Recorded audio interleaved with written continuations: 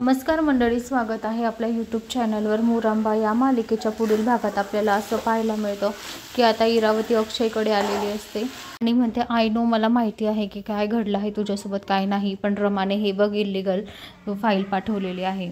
तेव्हा आता अक्षय ते फाईल घेतो आणि म्हणतो, बघतो तर काय, इथं डिवोर्स फाईल आहे, हे तर डिवोर्स पेपर आहे। आता हे अक्षयचं हे राग पाहून आता इरावती खूप हसते, तिला खूप आनंद झालेला असतो। तेव्हा आता अक्षयला खूप राग येत असतो रमाचा, कारण आता रमा खालच्या दर्जाला जाऊ शकते हे अक्षयच्या मनात सुद्धा नसतं, पण हा प्लॅन सगळा इरावतीचा असतो। इरावतीने खोटे घटस्फोटाचे पेपर तयार केलेले असतात।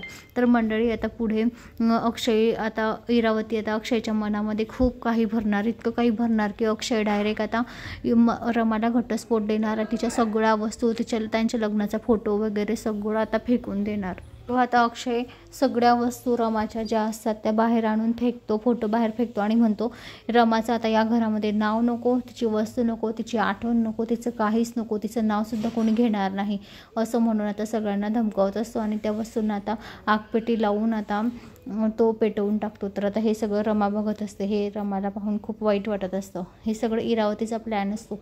इरावतीने अक्षयचं आयुष्य बर्बाद केलेलं असतं, अक्षयसोबत बाळाचं सुद्धा आणि रमाचं सुद्धा।